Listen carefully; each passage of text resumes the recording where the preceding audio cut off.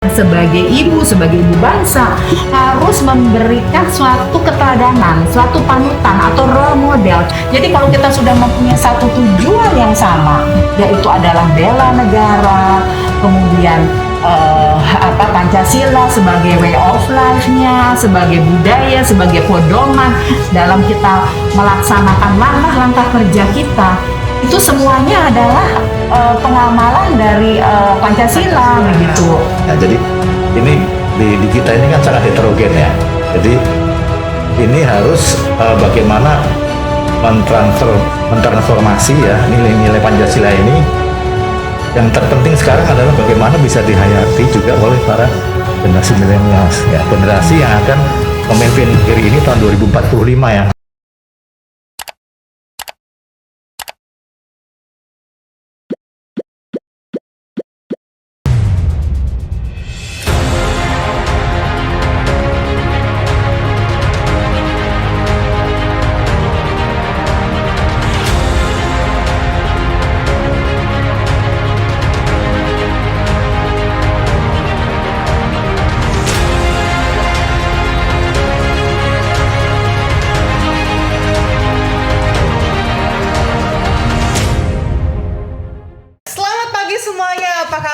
Semoga semuanya sehat selalu. Halo sahabat ngopi, apa kabar? Nah, hari ini kita kedatangan dua orang narasumber yang sangat-sangat berbobot. Ada di sebelah kanan saya ada Ibu Giwo dan juga di sebelah kiri saya ada Bapak Susilo. Nah, kita hari ini mau membahas Pancasila sebagai budaya gaya hidup. Kalau tadi saya baca CV-nya Ibu Giwo dan juga Pak Susilo, wah sepertinya ngeri sekali. Apalah saya yang di tengah ini hanya remah-remah rengginang pemirsa. Anyway, kita langsung aja nih. Ibu Giwo itu kan dari Ketua Umum Kowani. Ya. Dan juga Bapak Susilo dari FKPPI ya Pak ya. Boleh nggak saya minta sebelum kita lanjut ke pertanyaannya, boleh nggak Ibu dan juga Bapak cerita sedikit mengenai Kowani dan juga FKPPI? Ya. Mungkin dari Ibu Giwo dulu. Terima kasih Mbak Joli, selalu semangat. Kowani adalah organisasi federasi yang tertua dan yang terbesar di Indonesia dan juga diakui sebagai organisasi federasi yang mempunyai anggotanya terbanyak. Jumlahnya 97 organisasi anggota, organisasi masyarakat ya. Kemudian kalau dihitung jumlah anggotanya ada 87 juta perempuan di seluruh Nusantara. 87 juta, ya, Bu. Ya. Wow, luar Jadi biasa. diakui oleh International Council of Women, di mana Kowani bergabung dan organisasi federasi dari seluruh dunia bergabung. Diakui bahwa oleh presidennya, Madam Jung Suk, bahwa Kowani is the biggest organization in the world gitu. Wow, ya. luar biasa. Jadi Kowani itu lahirnya Kongres Perempuan pertama di Indonesia itu diinisiasi oleh Sumpah Pemuda pada tanggal 28 Oktober 1928. Di mana pada waktu itu founding mother, tokoh-tokoh perempuan ya berkumpul. Nah, kemudian menginisiasi bahwa harus adanya persatuan dan kesatuan organisasi perempuan di Indonesia. Dari seluruh Indonesia, seluruh Nusantara, baik itu Jawa, Sumatera, Kalimantan, Sulawesi, dari seluruh Nusantara. Nah, kemudian bagaimana perjuangannya untuk berkumpul bersama-sama ya, karena menginginkan bahwa perempuan Indonesia harus bersatu padu. Pada waktu itu kan 1928 masih zaman penjajahan. Bagaimana bela negara versi untuk wanita gitu ya, ya, menghadapi penjajah. Oh, ini harus organisasi perempuan harus bersatu padu untuk membela negara melawan penjajah pada waktu itu. Akhirnya dengan berbagai hambatan, rintangan sampai ibu-ibu pada berdemo, ya kan itu kongres pertamanya itu di Yogyakarta. Sedangkan kendaraan yang paling nyaman adalah kereta api. Ya. Nah, ibu-ibu tidak diizinkan menggunakan kereta api oleh Belanda. Oh ya? Apa yang lakukan oleh ibu-ibu berdemo, tidur di bantalan kereta api ya dengan panas terik, hujan.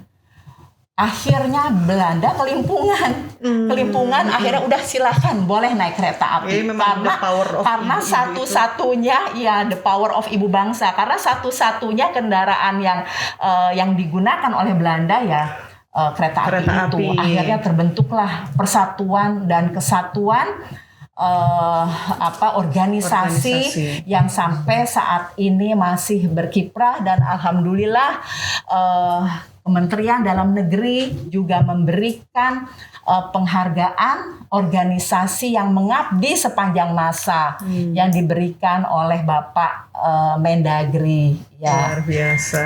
Wow, keren banget Bu. Aduh, ya. Aku tuh bener-bener I get so much inspiration from you, to be honest. Nah, kemudian kalau kita mengenal Hari Ibu, yang remaja, kalau milenial itu hanya memberikan bunga kepada ibunya, ya, yang ibunya tidak boleh bekerja, itu adalah suatu stigma yang salah, ya, karena di mana hari lahirnya Kongres Wanita Indonesia pada tanggal 22 Desember di Yogyakarta 1928 itu diusulkan pada Kongres ketiga oleh Kowani untuk sebagai peringati setiap tahunnya menjadi Hari Ibu. Jadi yang namanya Hari Ibu bukan Mother's Day, tapi Hari Pergerakan Perjuangan Perempuan. Wow. Begitu. Jadi selama ini ternyata banyak salah kaprah ya Bu ya.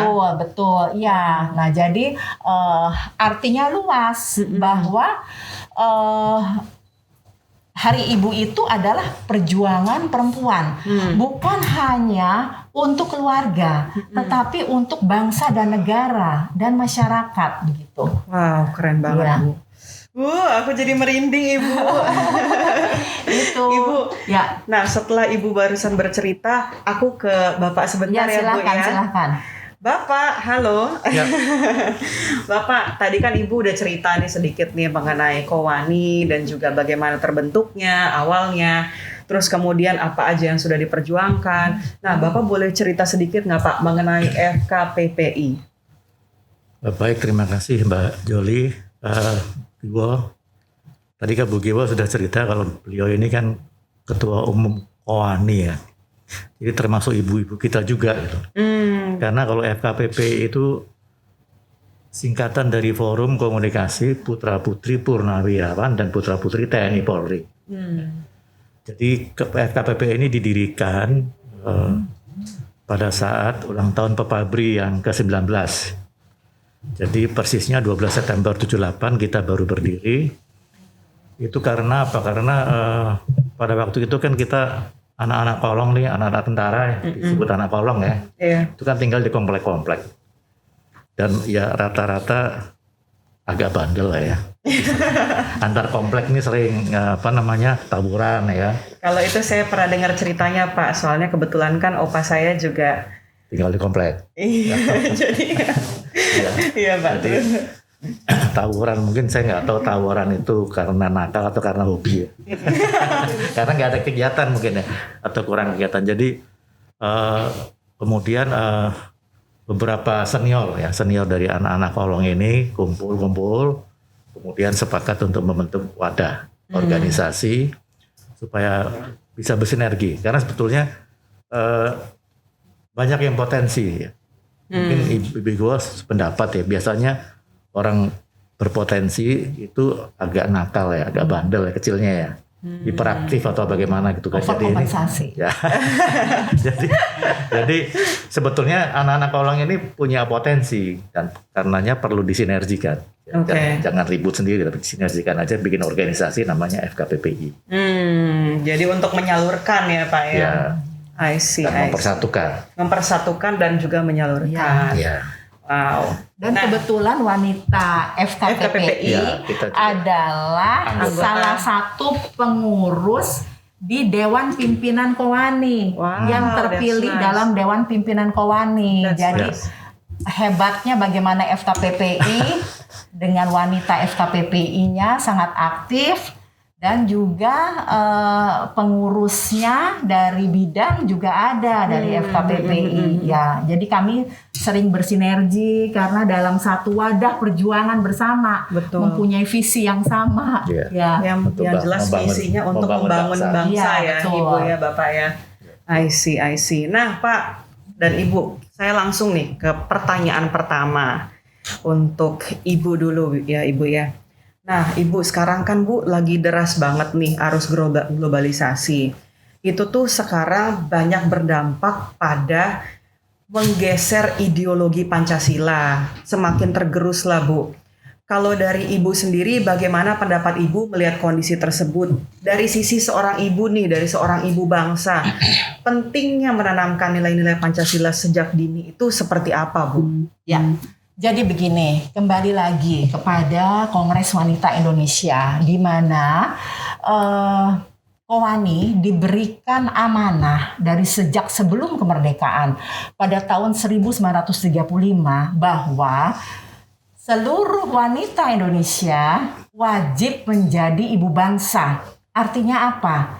Artinya adalah ibu sebagai pendidik yang utama dan pertama bagi generasi penerus bangsa, ya, dalam menyiapkan generasi penerus bangsa agar generasi penerus bangsa menjadi generasi yang handal, yang ulet, yang unggul, yang berakhlak mulia, yang pada waktu itu wajib akan kentalnya bela negara. Jadi bela negara itu yang diutamakan waktu itu karena kan melawan penjajah Belanda ya. Nah, itulah digaungkan. Nah, pada saat ini tentunya disesuaikan dengan perkembangan zaman ya, di mana seorang ibu ya wajib membina anggota keluarganya, baik itu di dalam keluarga maupun di masyarakat, ya, dengan bimbingan yang baik sebagai contoh panutan yang mempunyai karakter bangsa, di mana seorang ibu itu wajib menyiapkan anak-anaknya, putra-putra putrinya dari sejak dalam kandungan, ya, dengan komunikasi yang saling asih, asah, asuh, penuh kasih sayang dari masih kecil sudah tertanam, ya. Jiwa Pancasilanya, ya, pertama dengan moral agama, kemudian kasih sayang, kemudian adanya demokrasi, dan ibu ini juga harus memberikan satu keadilan bagi keluarganya, tidak ada diskriminasi. Tidak ada pilih kasih, begitu. Nah, jadi dengan di mana anak-anak sudah ditanam sejak usia dini, ya, dengan karakter bangsanya yang bela negaranya, misalnya contohnya harus jujur, harus adil, harus sopan santun, harus saling menghargai, begitu, dan lain hal sebagainya yang baik-baik, ya.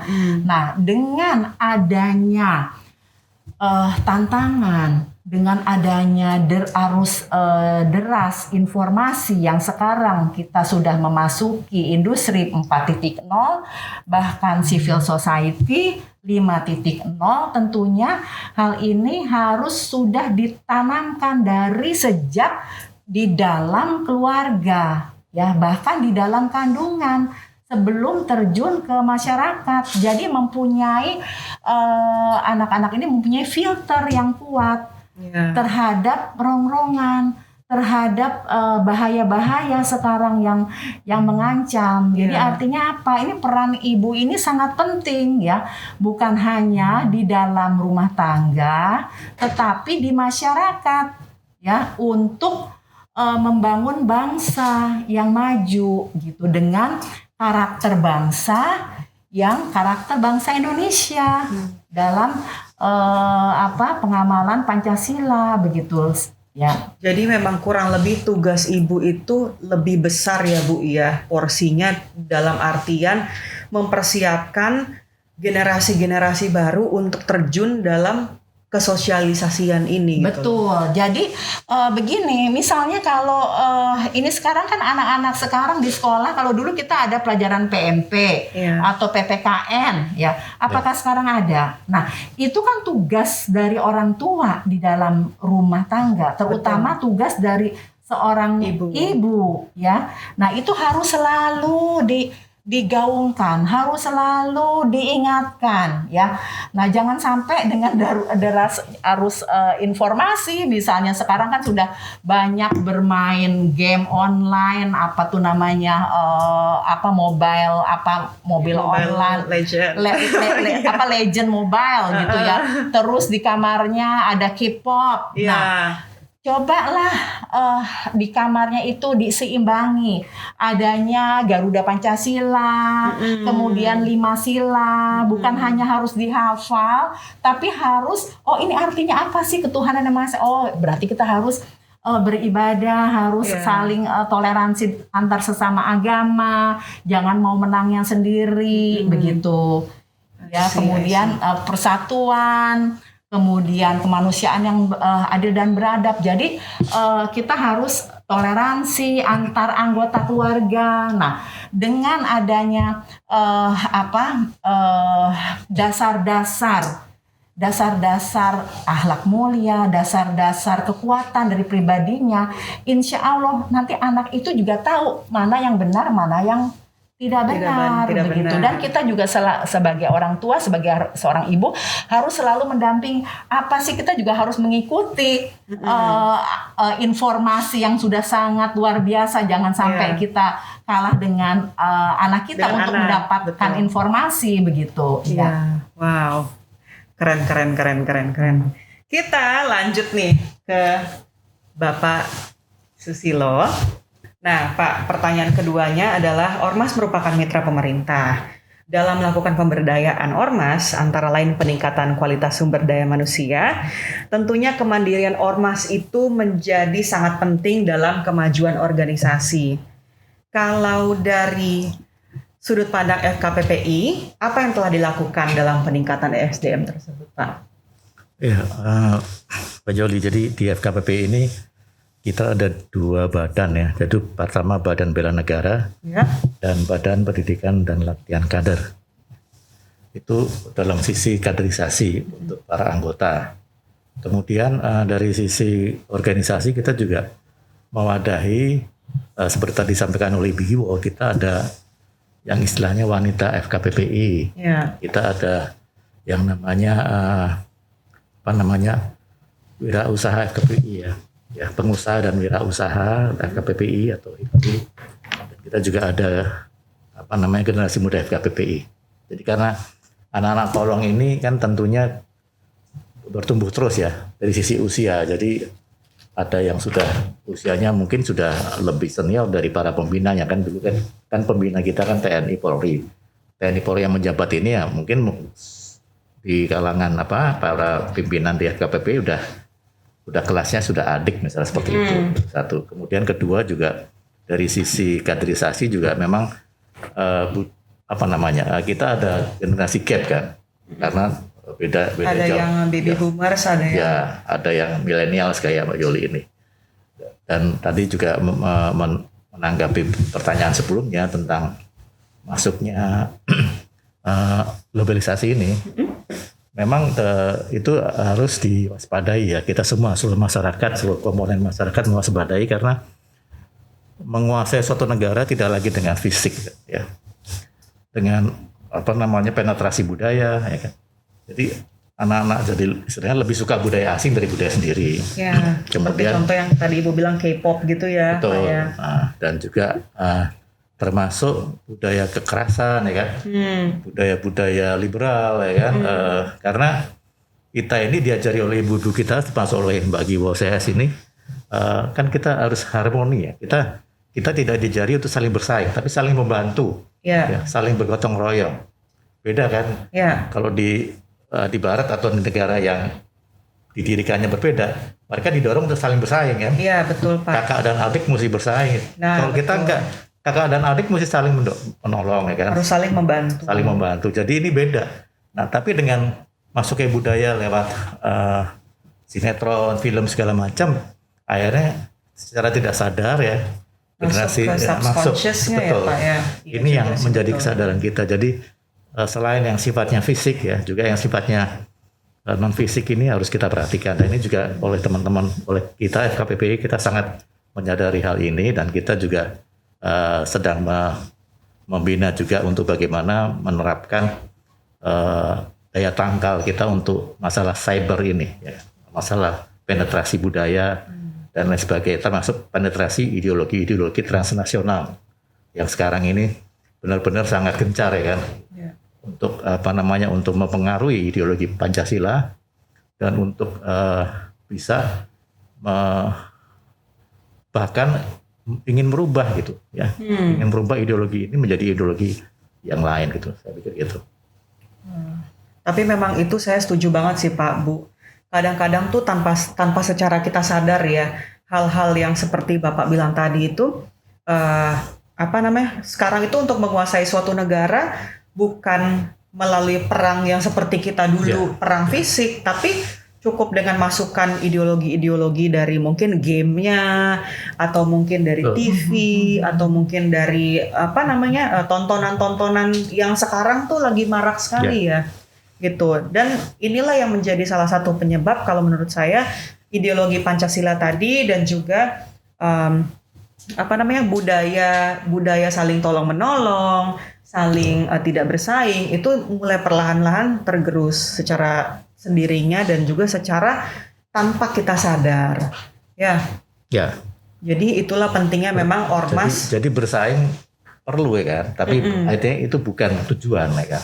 Jadi ini hanya untuk untuk istilahnya bukan tidak dengan bersaing ini tidak untuk segala-galanya ya kan. Kalau di sana kan segala-galanya, yang penting dia menang yang gitu penting kan. menang Iya. gitu. Mau caranya seperti apa? Ada istilah kan the winners take all. Kalau kita kan nggak bisa, kita win-win solution. Kalau bisa bagaimana kita musyawarah mufakat. Iya, betul. Tidak harus selalu voting ya kan. Tapi kalau bisa ya musyawarah dulu ya kan. Supaya tercapai win-win solution. I see. Nah, Pak, Pancasila ini kan adalah media pemersatu untuk menghadirkan kemaslahatan, kebahagiaan bersama. Kayak yang Bapak bilang nih barusan, win-win solution. Ya, bagaimana bagi bangsa Indonesia ini hal itu tuh terjadi? Karena seiringnya waktu nih Pak ya, sering terjadi goncangan terhadap eksistensi Pancasila yang ingin digantikan dengan ideologi-ideologi lain. Pandangan Bapak mengenai masalah ini seperti apa? Saya pikir ya karena kita selalu melihat Pancasila ini hanya sekedar ideologi atau pemersatu. Ya, padahal para founding fathers kita menggali Pancasila dari budaya bangsa ini untuk menjadikan sebagai way of life. Ya, dan juga bahkan lifestyle ya kan. Jadi seperti kesetiakawanan sosial itu kan itu juga harus menjadi nilai-nilai budaya kita. Toleransi harus menjadi nilai-nilai budaya kita. Saling tolong menolong. Ya, gotong royong, tolong menolong harus menjadi budaya kita. Musyawarah harus menjadi budaya kita. Jadi nggak menang-menangan ya kan. Mentang-mentang saya lebih banyak mayoritas, kita menekan minoritas. Begitu juga sebaliknya. Jadi ini di kita ini kan sangat heterogen ya. Jadi ini harus bagaimana mentransformasi ya nilai-nilai Pancasila ini. Yang terpenting sekarang adalah bagaimana bisa dihayati juga oleh para generasi milenials ya, generasi yang akan memimpin negeri ini tahun 2045 ya, Bu Giwo ya. Ya. Indonesia kedua Emas. atau 100 tahun Indonesia ini generasi Anda ya kan. Jadi bagaimana kita coba jadi teman-teman yang sudah punya kesadaran ini bisa mengemas pemahaman mengenai Pancasila ini secara lebih milenial ya kan. Tadi seperti lewat game ya kan, lewat apa namanya, lewat lagu ya kan, lewat apa namanya, mungkin sinetron dan segala macam yang menggambarkan itu tadi nilai-nilai budaya kita yang penuh dengan kearifan lokal, yang penuh dengan toleransi, yang penuh dengan gotong royong. Ini yang nilai-nilai ini yang kita turunkan dari Pancasila. Makanya saya berharap apa yang sekarang menjadi hal-hal positif bisa diserap ya, seperti Pancasila sebagai way of life segala macam ya. Tapi yang negatif juga harus dikurangi dan kalau bisa dieliminir. Dan yang saat ini yang perlu yang kita harapkan juga kepada teman-teman FKPP yang muda-muda ini, jangan menunggu diberi kesempatan, jangan menunggu diarahkan. Karena apa? Karena teman-teman ini yang lebih tahu ya kan bagaimananya. Tapi yang penting sadar dulu bahwa bangsa ini hanya bisa bertahan eksis kalau dia landasannya Pancasila. Kalau masyarakatnya memiliki gaya hidup Pancasila dan sebagainya. Jadi ini akan membuat bangsa kita bertahan. Karena bangsa kita ini sangat heterogen, sangat luas. Artinya luas dalam arti kata pulau-pulau ya. Kalau di negara kayak Amerika itu kan kontinental, lebih mudah transportasi komunikasi. Juga di Eropa itu lebih mudah. Nah kita ini pulau-pulau ini juga saya pikir yang penting generasi milenials ini menyadari dan menghayati Pancasila ini sebagai sesuatu yang penting ya, untuk keberlangsungan bangsa ini. Dan juga karena generasi inilah yang tahu bagaimana cara membumikan Pancasila, bagaimana mentransformasikan Pancasila dengan cara-cara lewat game, lewat lewat diskusi yang lebih intens dan sebagainya. Jadi yang penting memang kalau ada opportunity-nya diambil tapi tidak mengesampingkan si Pancasila dan juga norma-norma dan juga nilai-nilai kebudayaan yang kita sudah punya semenjak dulu ya Pak ya. Dan juga perlu disadari juga bahwa kalau kita bicara perjuangan kita ya. Itu para founding fathers itu membangun bangsa ini pada usia dia masih milenial juga gitu. Jadi Bung Karno dulu menemukan Pancasila usianya juga masih muda. Betul. Bung Hatta, Bung Syahrir ya kan, Pak Ruslan. Jadi ini artinya begitu. Tidak usah menunggu ya kan, tidak usah menunggu diberi kesempatan. Tidak usah menyalahkan generasi lebih senior ya kan. Tentang bagaimana kok seolah-olah nggak diajar ya kan. Walaupun sebetulnya saya setuju dengan Ibu Giwo bahwa seharusnya pemerintah di sini juga turun tangan ya kan, melalui pendidikan segala macam ini juga tidak bisa dibiarkan masyarakat sendiri. Tapi lepas dari ini kita sendiri harus memiliki kesadaran bahwa kalau kita bicara keberlangsungan bangsa ini itu satu-satunya adalah dengan mempertahankan Pancasila.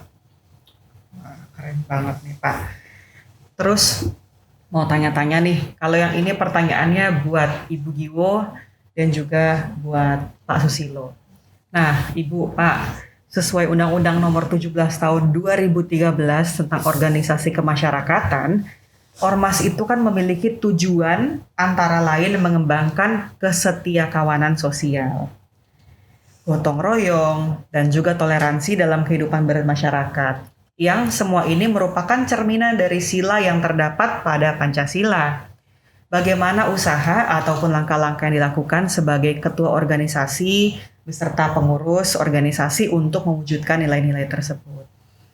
Ya, jadi kembali lagi bahwa Kongres Wanita Indonesia adalah organisasi federasi di mana bergabungnya organisasi-organisasi wanita, organisasi masyarakat di tingkat pusat yang berbeda-beda latar belakangnya. Jadi dari budayanya berbeda, kemudian pendidikan juga berbeda, profesi juga berbeda, kemudian agama juga berbeda.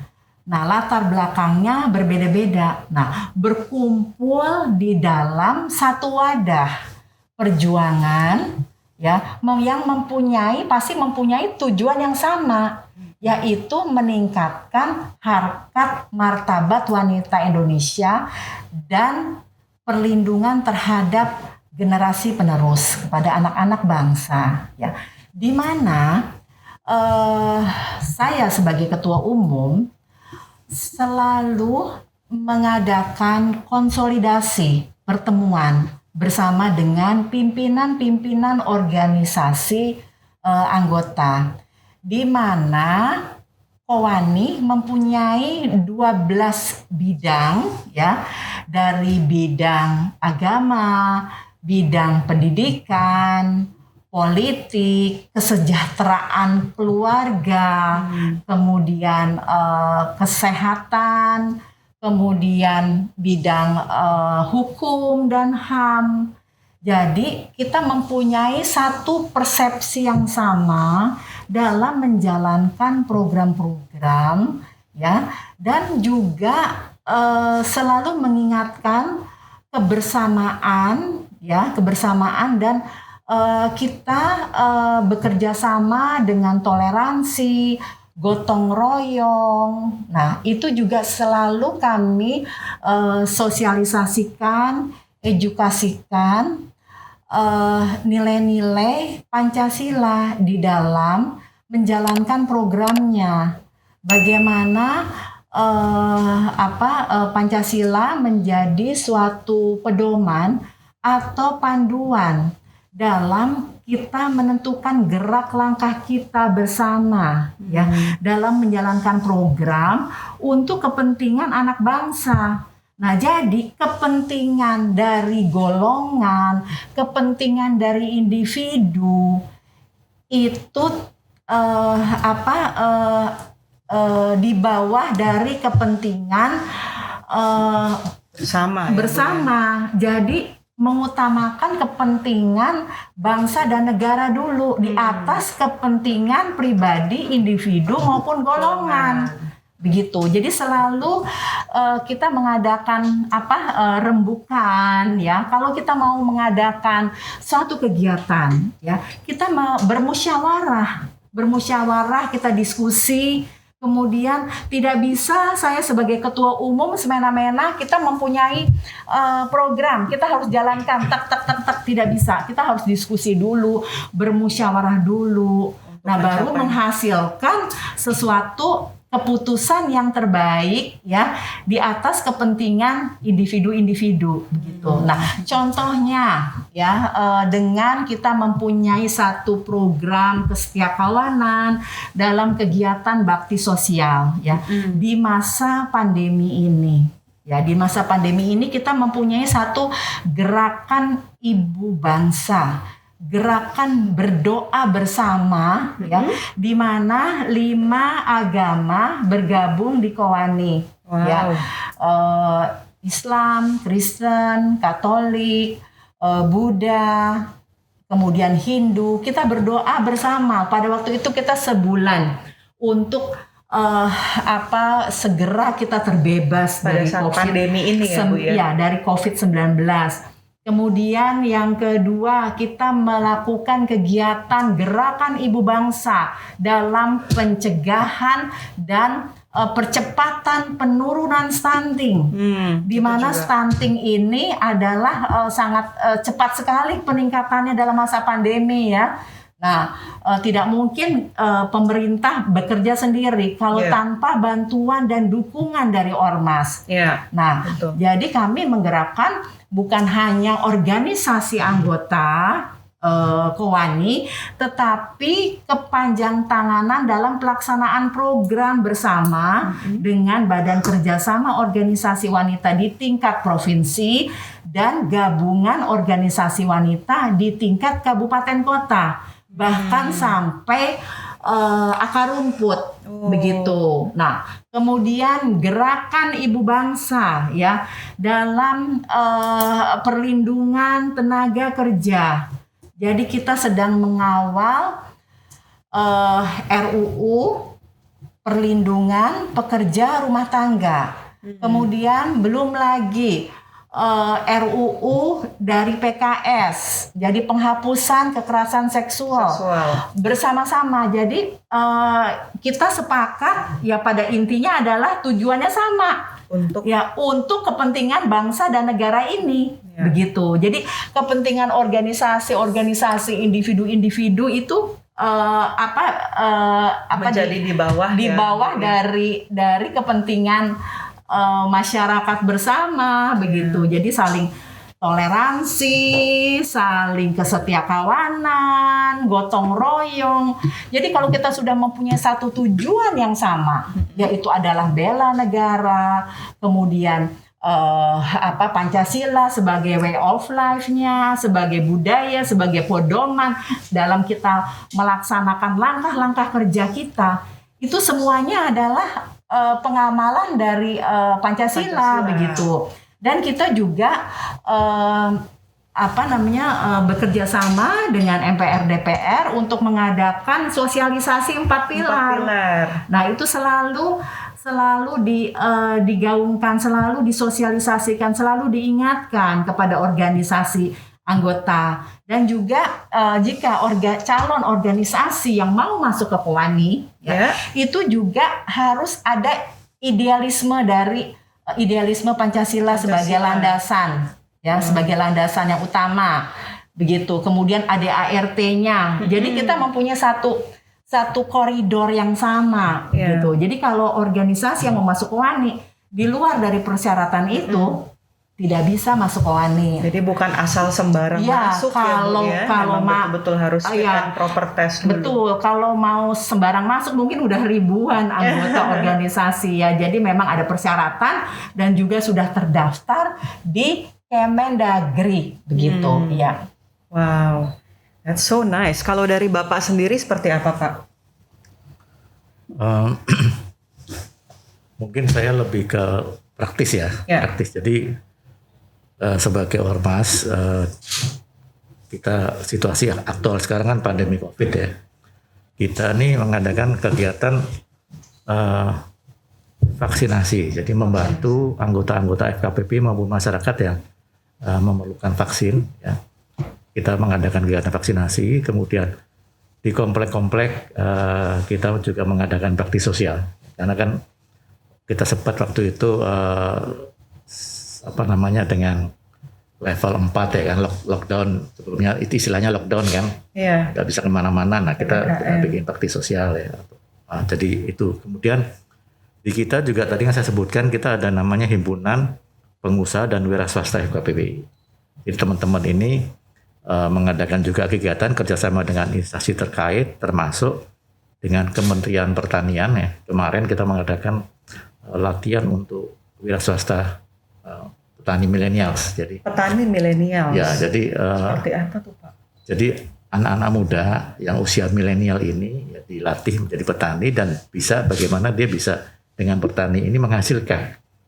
Tidak hanya menghasilkan untuk dimakan sendiri, tapi juga untuk dipasarkan. Jadi seperti ini yang saya pikir saat dimana anak-anak muda sekarang kan pengennya jadi orang kantoran, atau bekerja bekerja yang istilahnya gadget ya kan. Menjadi petani kan bukan pilihan saat ini ya. Nah ini bagaimana kita menyadarkan bahwa bagaimanapun juga orang perlu makan, bagaimanapun juga orang perlu minum.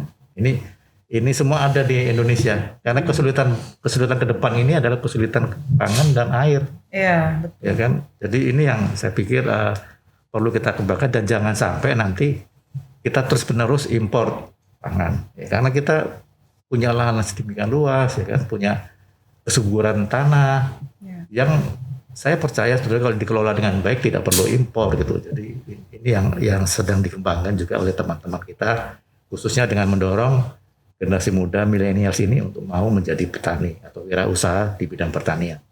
Jadi lebih kepada fundamentalnya ya Pak ya, masalah pangan dan lain-lain. Betul. Wow, nice. Jadi untuk kesetikawan sosial di dalam era pandemi COVID ini, teman-teman FKPPI atau kita nih mengadakan banyak kegiatan di sosial di komplek-komplek, khususnya komplek prajurit ya, untuk membantu mereka yang PPKM tuh yang kesulitan. Kemudian kita juga membantu untuk vaksinasi, dan ini semua kita lakukan sebagai bentuk kepedulian.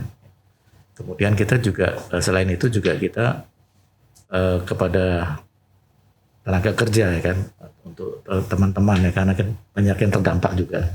Kita di FKPPI ini ada himpunan pengusaha dan wira swasta FKPPI.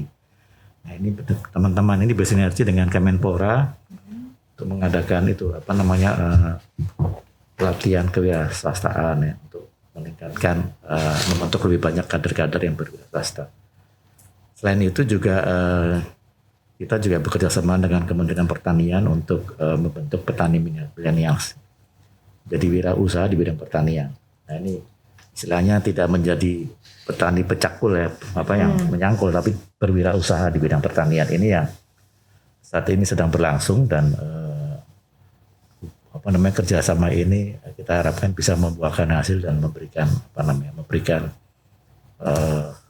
Ketahanan pangan, mendukung ketahanan pangan, dan menginspirasi bahwa sebetulnya menjadi petani itu bukan hanya sesuatu yang kotor, sesuatu yang negatif, tapi karena juga kan stigmanya seperti itu, Pak. Betul. Harus kalau jadi petani itu harus nyangkul, harus ini. Jadi ini yang, dan juga karena sebetulnya menjadi petani itu sangat menguntungkan di tempat kita karena lahannya masih sangat luas ya. Dan subur ya Pak ya. Subur sekali lahan Indonesia itu, luar biasa. Dan pasti nggak mungkin kelaparan lah ya. Walaupun nggak punya uang nggak mungkin kelaparan. Itu. Jadi tapi ini kita dididik menjadi wirausaha agar dia bisa juga berusaha, jadi mendapatkan penghasilan selain dia memenuhi kebutuhan sendiri. Jadi ini yang kita lakukan juga, tentunya kita selalu mengimprove ya, mengusahakan supaya di samping ya sifatnya praktis ya kan, tadi setia kawanan juga, tentunya untuk ketahanan nasional ini kita ingin agar kita bisa bersinergi dengan para milenials ya, karena kita ingin tahu sebetulnya yang cocok tuh gimana sih, bisa menanamkan nilai-nilai wawasan kebangsaan, bisa menanamkan Pancasila untuk di era sekarang ini ya kan nggak mungkin lagi dengan indoktrinasi seperti zaman kita dulu ya Bu ya. Bukannya salah, mungkin zaman dulu cocoknya itu ya, tapi kalau sekarang kan nggak cocok karena kan baru habis dijajah. Jadi sekarang mesti berubah, kita nggak bisa menerapkan yang kita terima kepada anak-anak sekarang. Nah ini mesti berubah juga gitu. Iya betul. Mungkin dari sisi kalau misalkan saya Pak mewakili milenial, mungkin lebih ke ini kali Pak, lebih ke cara penerimaannya sekarang tuh sudah lebih berbeda. Kalau zaman dulu sama zaman saya sekarang tuh, yang saya lihat ya perbandingannya tuh, kalau anak-anak sekarang tuh seperti yang tadi kita obrolin sebelum ini, ya anak-anak sekarang tuh ada tendensi untuk rebel. Makin dilarang makin kayak disuruh mau tahu. Makin ini Pak. Jadi mungkin dari sisi cara penjelasan kalian. Nah, kalau itu mungkin Ibu bisa lebih paham gimana caranya untuk menjelaskan. Karena ada tendensi rebel itu, Pak. Ibu dan milenial sendiri. Iya, betul sih. Jadi milenial kan ada yang punya talent ya. Punya talent di bidang itu. Ya itu kita coba cari, kita temukan, biar mereka sendirilah yang menularkan Pancasila ini, pemahaman, kemudian jalan hidup dan segalanya pada temannya sendiri.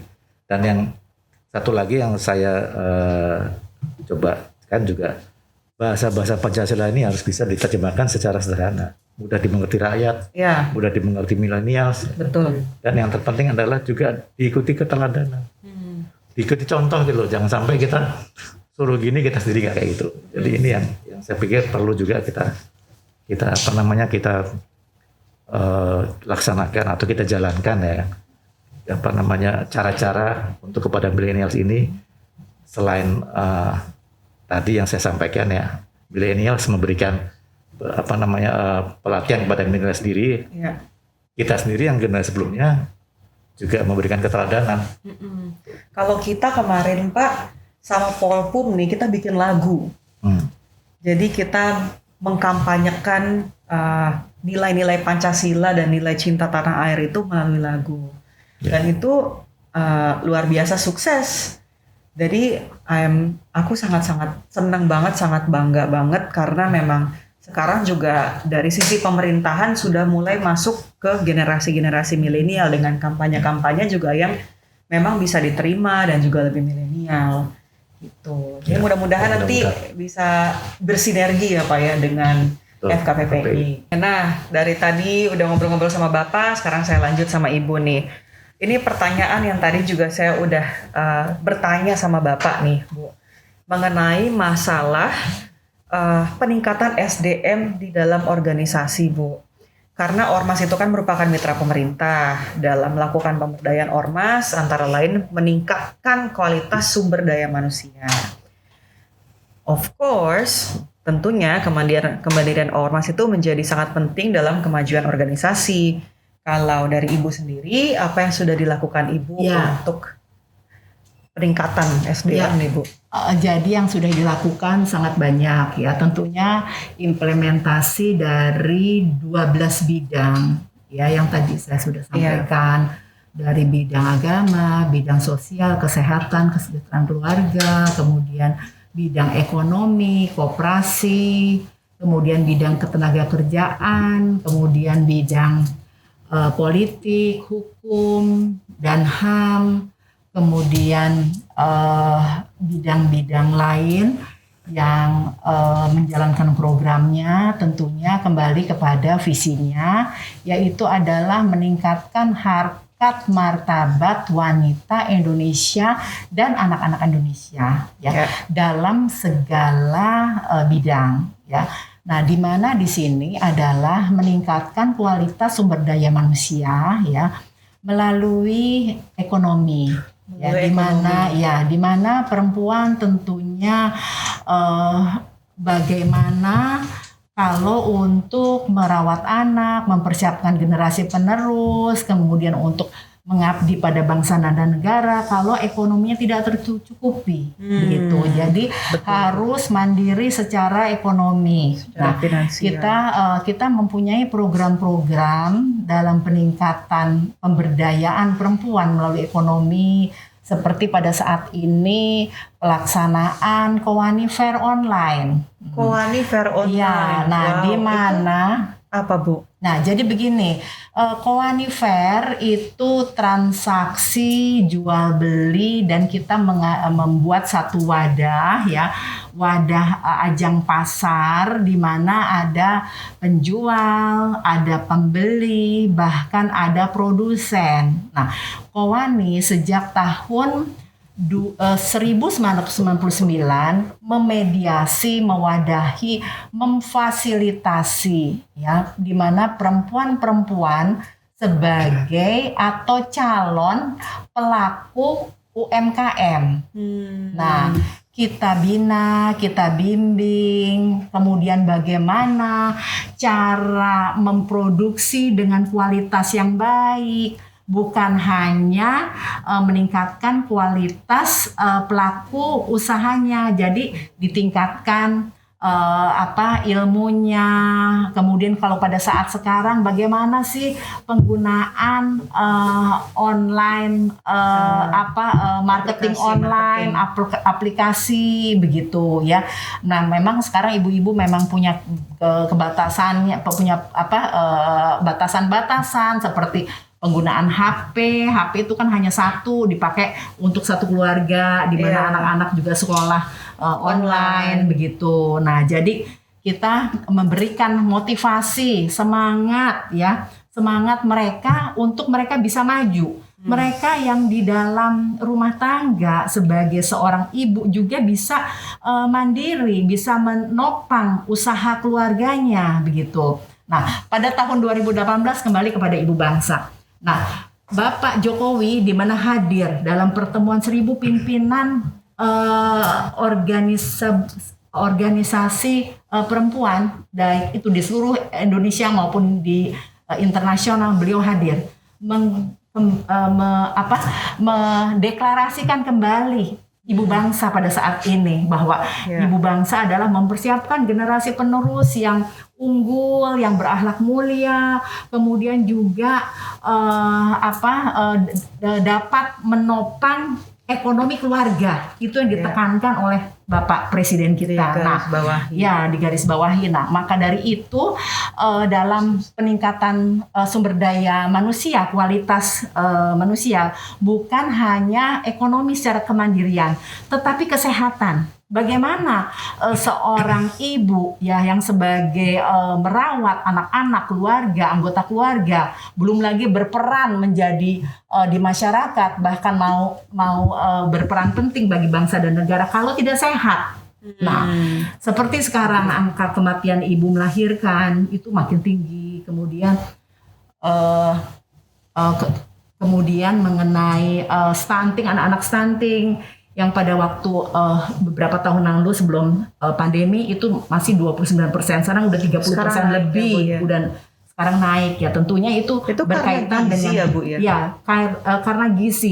karena gizi yang buruk, kemudian karena ibunya juga. Jadi banyak faktor-faktor yang mempengaruhi. Nah, ini kita terus selalu mensosialisasikan, mengedukasikan begitu. Jadi, bahwa Ibu, saya bertanya sebentar. Jadi Bu, yang selama ini orang bilang itu stunting mungkin karena memang faktor keturunan ini apa segala macam, itu sebenarnya bisa diperbaiki ya Bu? Iya, bisa diperbaiki dan bisa diobatin. Nah, katanya stunting itu tidak bisa diobatin. Nah, itu justru penyakit. Ya, dan jangan sampai keterusan di dalam masa 1000 hari pertama kelahiran, begitu. Nah, jadi kan kita ini mau membina, mau menuju Indonesia maju, tercapainya Indonesia emas, kemudian Indonesia sehat. Bagaimana kalau kita tidak mulai dari sejak anak usia dini, dari sejak 1000 hari pertama kelahiran, kemudian baduta di bawah 2 tahun, balita. Nah, itu yang harus benar-benar kita perhatikan begitu ya. Nah, kemudian juga mengenai peningkatan kualitas sumber daya manusia melalui pendidikan. Nah, jadi pada saat ini ibu-ibu, semua pimpinan organisasi dibesarkan motivasinya, ditingkatkan toleransinya dalam masa pandemi ini. Kemudian kita mengajak bukan hanya organisasi anggota tetapi BKOW di tingkat provinsi bahkan GOW untuk mengadakan pelayanan vaksin bersama. Nah, tidak mungkin misalnya Kowani atau organisasi-organisasi mengerjakan sendiri. Tapi harus ada, kita mengajak peran dari masyarakat, bahkan peran dari pemerintah begitu, dari Dinkes, dari Kemenkes menyediakan vaksin contohnya. Tetapi dari puskesmas ini kan keterbatasan nakes. Nah, kita yang menyediakan nakes. Nah, kemudian juga kita mencari dunia usaha dari CSR-nya, peran dunia usaha untuk mensupport, berkolaborasi. Nah, alhamdulillah pada waktu itu memang awalnya sangat berat, tapi begitu sudah jalan, kita sudah melaksanakan vaksin itu sudah sampai 7-8 kali. Bahkan bukan di provinsi DKI saja, dan kita juga di provinsi DKI juga menuju target sasaran, misalnya orang-orang yang disabilitas, kemudian kelompok rentan yang mereka mobilisasinya agak sulit ke tempat pelayanan vaksin. Jadi kita datang ke kantong-kantong wilayah di mana mereka banyak belum mendapatkan vaksin begitu. Kemudian juga kemarin di Yogyakarta, di Kalimantan Barat, di Kuburaya. Nah, jadi bukan hanya Kowani yang menyelenggarakan, tapi kita mengajak organisasi anggota Kowani untuk mereka toleransi bersama, ada rasa bahwa ini adalah tanggung jawab bersama begitu, tanggung jawab memang kita bersama. Jadi memang penting sekali ya Bu ya, kolaborasi untuk mencapai suatu tujuan, yaitu tujuan bersama ini gitu loh. Seperti yang Ibu bilang tadi, ketika memang sudah berada di Kowani, Ya. organisasi-organisasi yang di bawah atau mungkin individu-individu itu sudah tidak lagi mementingkan mengenai masalah individu dan Dan kelompok-kelompok ya. Nah, jadi kita juga bukan hanya sebagai organisatoris ya, sebagai ibu bangsa harus memberikan suatu keteladanan, suatu panutan atau role model, contoh seperti Pak Suryo tadi menyampaikan gimana kita mau ngasih tahu anak-anak sedangkan kita sendiri melanggar. Nah, jadi kita juga harus memberikan contoh bukan hanya di dalam rumah tangga, tetapi di dalam organisasi. Misalnya contoh sederhana deh. Contoh toleransi untuk sama-sama kita datang tepat waktu. Contohnya seperti itu. Besok rapat jam 10, tapi kita sendiri datangnya terlambat. Wah, gimana nih? Ketua umum aja datangnya terlambat. Nah, jadi kita harus memberikan contoh keteladanan, bukan hanya kepada pengurus, tetapi kepada organisasi anggota begitu. Nah, jadi kembali lagi pada intinya kita mengimplementasikan untuk kebersamaan ini dengan melaksanakan program dalam meningkatkan kualitas sumber daya manusia, baik itu secara ekonomi, pendidikan, gimana kita mau kita mau menjadi perempuan yang cerdas kalau kita sendiri mau mendidik anak bangsa, mengharapkan anak-anak bangsa cerdas kalau kita sendiri tidak cerdas. Nah, jadi diharapkan perempuan itu cerdas profesi ya. Dalam arti kita sebagai ibu rumah tangga juga itu adalah suatu profesi yang sangat berharga. Kita harus profesional sebagai ibu rumah tangga ya. Kemudian cerdas tradisi. Kita bisa memilah-milah tradisi yang baik bagi diri kita atau tidak baik. Nah, kan banyak di wilayah-wilayah daerah-daerah, contohnya salah satu di Papua. Kalau melahirkan harus di pinggir sungai supaya darahnya keluar langsung ke sungai, tidak mengotori kota begitu. Nah, itu kan udah nggak masuk akal kan. Nah, contohnya seperti itu. Jadi kita harus sebagai pinter, cerdas tradisi. Kemudian cerdas sosial, kita jangan menjadi asosial, kita harus banyak komunikasi dengan anggota keluarga, dengan masyarakat, lingkungan, ya dan organisasi-organisasi di mana perempuan ini beraktif gitu. Kemudian cerdas kodrati. Nah, cerdas kodrati itu apa, Bu? Jadi cerdas kodrati kan kodrat perempuan dan kodrat laki-laki kan berbeda. Ada tokoh ulama bicara, ibu-ibu, kalau ibu-ibu tidak menjalankan kodratnya ya dalam misalnya melayani suami, baik itu di dapur, baik itu di sumur, baik itu di kasur, kabur tuh laki-laki. Nah, itu kan bukan kodrat. Yang namanya kodrat itu hamil, menyusui, melahirkan. Yang laki-laki tidak bisa melaksanakan. Begitu. Nah, jadi bagaimanapun kita seorang perempuan, karir, perempuan hebat, harus bisa menjalankan kodratnya walaupun tidak mempunyai turunan, menyiapkan generasi penerus bangsa. Begitu. Itu memang suatu kodrat perempuan yang tanggung jawab antara perempuan dan laki-laki sebagai mitra sejajar. Wah, luar biasa. Makin seru nih, Bu. Ngomong-ngomong soal keturunan, ya, menurut Ibu bagaimana cara menyiapkan generasi muda yang memiliki rasa cinta tanah air dan juga rasa nasionalisme yang tinggi, Bu? Ya. Kembali lagi bahwa kita sebagai orang tua harus mempunyai keteladanan sebagai contoh, sebagai role model untuk diikuti oleh generasi muda. Ya, kita harus menerapkan jujur, ya, kemudian saling tolong menolong, kemudian mempunyai moral agama, berakhlak mulia, kemudian menghormati ya kepada senior, kepada orang tua, bahkan kepada pemimpin. Nah, sekarang kan anak-anak muda tidak peduli siapapun itu dianggap saingan, nah Iya. sebagai kompetisi. Nah itulah maka dari itu seorang ibu atau seorang orang tua itu harus menanamkan fondasi yang kuat bagi generasi penerusnya dari unit yang terkecil di dalam masyarakat, Keluarga. yaitu keluarga. Jadi dia setelah keluar bermasyarakat, dia sudah mempunyai barrier, sudah mempunyai benteng yang kuat gitu untuk tidak terkikis, udah tidak terpengaruh dengan berita-berita yang hoax, Iya. kemudian hedonisme, kemudian maunya instan.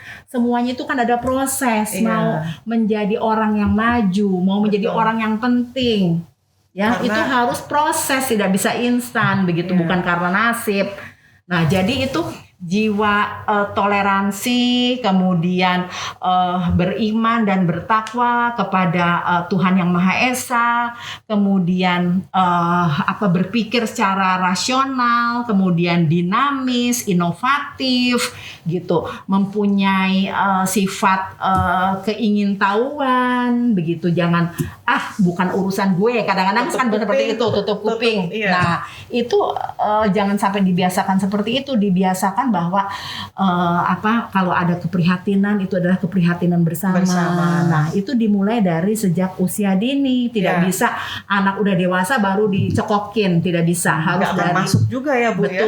betul. Udah terlambat ya.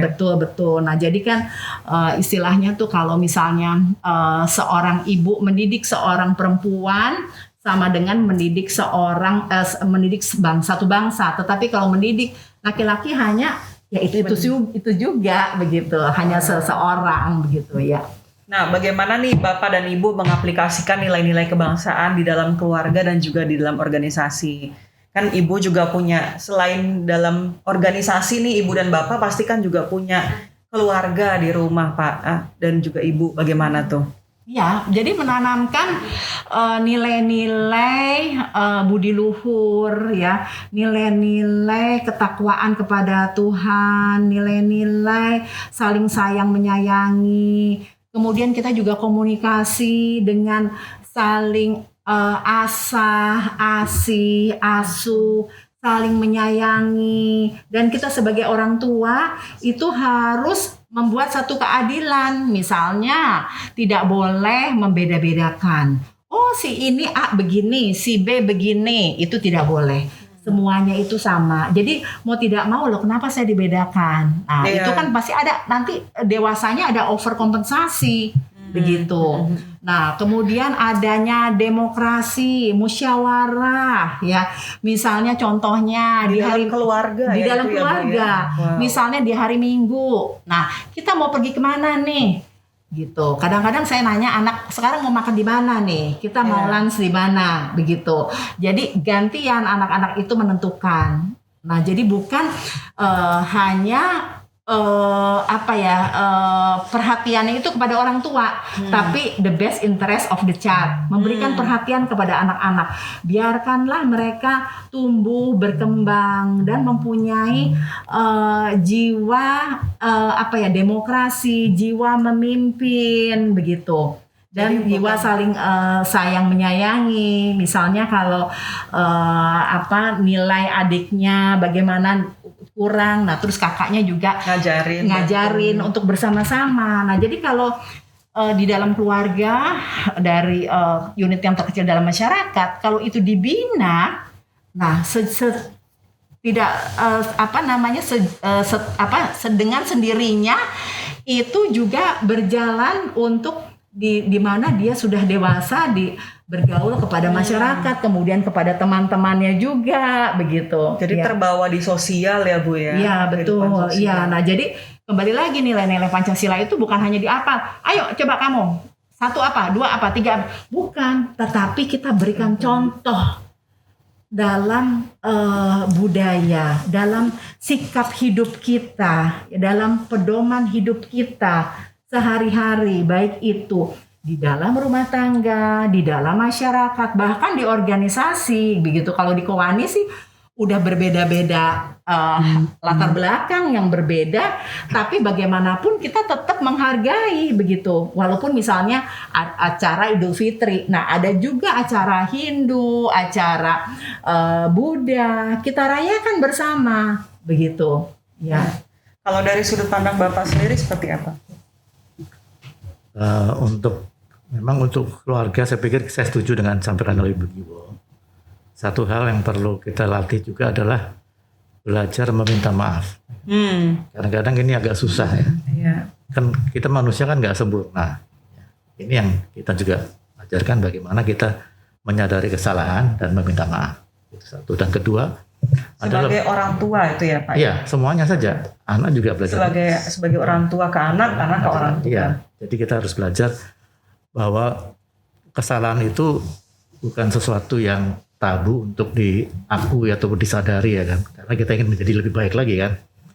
Dan untuk itu juga minta maaf bukan sesuatu yang istilahnya membuat kita kalah ya kan, membuat kita kalah. Itu jadi saya pikir ini yang kita harus bisa seperti itu supaya kita memiliki karakter di dalam keluarga. Begitu juga di organisasi. Kalau FKPP ini pada dasarnya adalah organisasi bela negara. Di kita ada 2 badan yang melaksanakan kaderisasi, yaitu Badan Bela Negara dan Badan Diklat Kader, Pendidikan Pelatihan Kader. Ya. Jadi kita ada 3 kader yang mau kita bentuk ya di dalam FKPPI. Pertama adalah kader organisasi. Jadi dalam kader organisasi ini tentunya kita ingin FKPP sebagai organisasi bisa sustain kan, berkelanjutan. Makanya perlu ada penggantinya ya, bisa jadi perlu ada kaderisasi bidang organisasi. Kemudian kedua kader kebangsaan.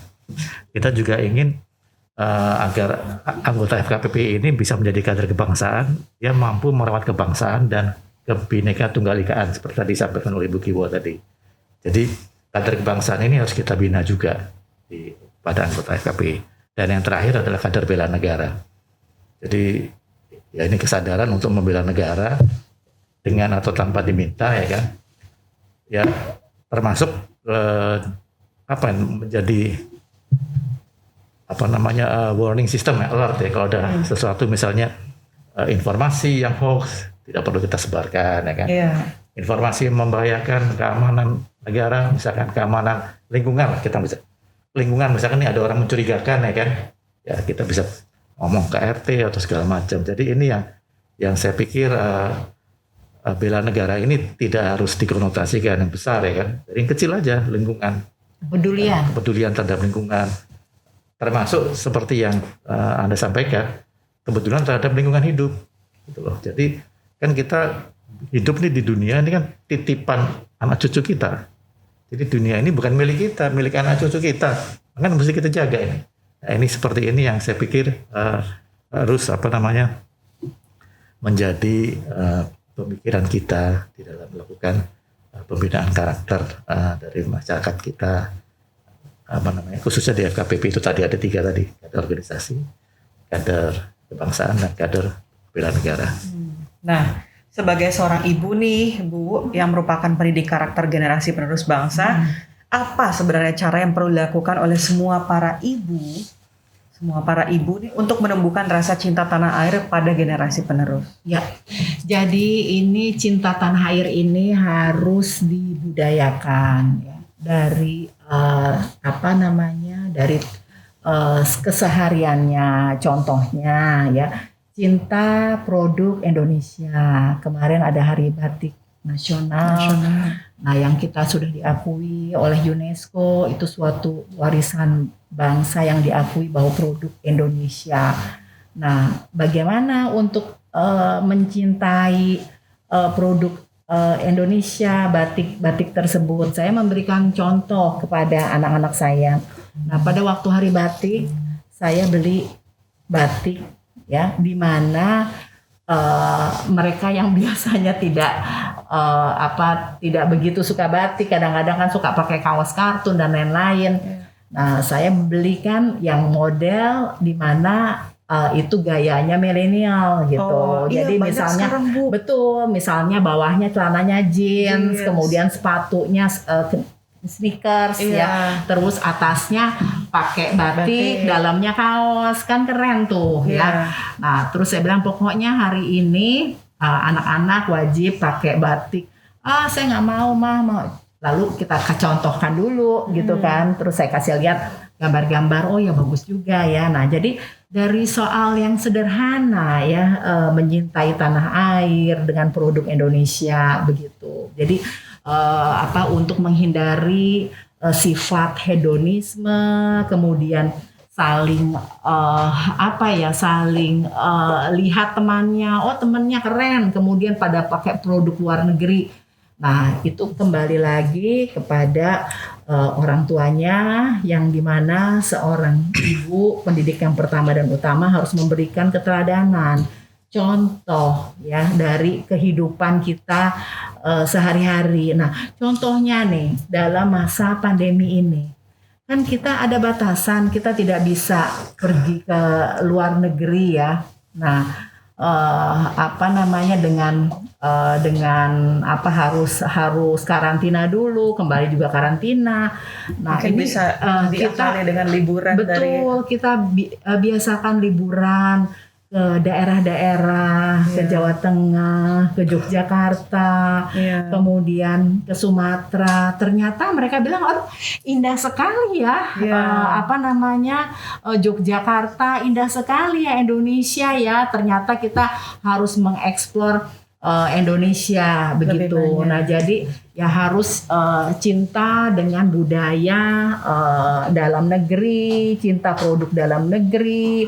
Kemudian juga kita juga harus ajak mereka bagaimana cara membuatnya. Misalnya batik, mereka kan pikir wah gampang aja batik print. Ternyata kan batik tulis juga prosesnya sampai bulanan. Nah, akhirnya mereka menghargai begitu. Oh, ternyata produk kita lebih jauh lebih bagus daripada produk luar negeri, dan harganya juga lebih murah jauh begitu. Nah, kemudian juga dengan kekayaan budaya alam di Indonesia ini, mereka juga harus lebih cinta. Makanya kita sebagai contoh, kita ajak mereka untuk pergi ke daerah-daerah untuk begitu. melihat langsung ya Bu ya, jadi mereka lebih menghargai. Betul. Nah Pak, bagaimana nih Pak dengan program Ormas yang Bapak pimpin? Ini juga also pertanyaan buat Ibu nanti. Dalam rangka peningkatan sumber daya manusia untuk membentuk karakter di lingkungan penerus yang sesuai dengan jati diri bangsa. Tadi kan Bapak udah menyebut masalah kaderisasi nih Pak. Nah, ini mungkin kita bahas lebih lanjut mengenai pengurus. Gitu. Ya, pendidikan karakter ini penting ya, karena ini merupakan jati diri bangsa kita ya. Oleh karenanya, pertama adalah bagaimana di dalam menghadapi persoalan itu kita bisa bersinergi. Kalau istilah sekarang kolaborasi. Sebetulnya kita dari dulu sudah ada gitu kan, yaitu sinergi atau gotong royong bersatu. Termasuk misalkan kayak waktu pandemi kemarin ya, kita secara nggak sadar kita menerapkan yang disebut circle ekonomi. Circle ekonomi ya. Belanja barang buatan teman. Jadi ada lagi susah gitu. Nggak ada makanan ya, kita beli makanan teman kita yang pintar masak misalnya, atau ada teman kita yang pintar bikin masker, kita beli dari dia. Jadi circle ekonomi ini bisa jalan ya Pak ya. Jadi muter belanja punya teman ya, produksi teman. Ini yang saya belanja tuh warganya FKPPI. jadi ini yang saya pikir perlu juga kita kembangkan ya kan. Artinya apa? Kalau kita bisa bisa kita kembangkan seperti itu, saya yakin seperti bagus sekali ya Pak ya. Maksudnya dengan nilai gotong royong ini tuh sebenarnya bisa jadi lebih maju ya ke depannya. Ya, jadi ini yang intinya istilahnya tidak menjadi slogan ya. Dan ini menurut saya ini yang barangkali bisa lebih diserap oleh teman-teman milenial gitu, daripada dicekoki teori, dicekoki apa macam, tapi melalui melalui tindakan nyata gitu. Saya pikir gitu. Oke. semuanya, teman-teman ngopi, tidak terasa kita sudah 1 jam nih ngobrol-ngobrol tadi bersama dengan Ibu Giwo dan juga bersama dengan Bapak Susilo. Nah, sebelum kita menutup ngopi kali ini, ada pesan-pesan dari Ibu dan juga Bapak, mungkin dari Ibu dulu selaku Ibu Bangsa. Ya. Apa yang bisa dipersilakan? Ya, jadi kita sebagai wanita Indonesia harus siap menjadi ibu bangsa atau wajib menjadi ibu bangsa. Dalam arti apa? Menyiapkan generasi penerus bangsa atau generasi penerus yang akan datang agar mereka mempunyai akhlak yang mulia, kemudian jiwa kebangsaan yang sangat kental, kemudian mempunyai cerdas, inovatif, kemudian kompetensi, dan tentunya kita sebagai seorang ibu dapat mandiri dalam arti kita bisa menopang ekonomi keluarga kita, begitu. Lagi pula di masa pandemi ini tentunya kita perempuan itu harus bangkit di dalam masa pandemi ini untuk sebagai peran yang penting dalam pembangunan bangsa dan negara ini. Kemudian juga harapan saya kepada semua perempuan Indonesia dalam upaya revitalisasi nilai-nilai Pancasila dalam kehidupan bermasyarakat, bahwa ibu bangsa dapat menjadi ibu bangsa yang sejati dengan semangat kebangsaan untuk membentuk generasi penerus bangsa yang berbudaya dan berkarakter Pancasila.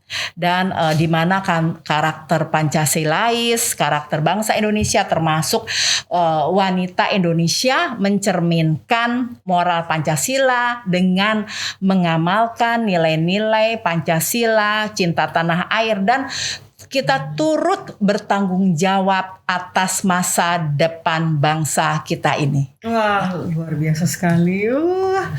Terima kasih banyak Ibu. Kalau dari Bapak? Ya,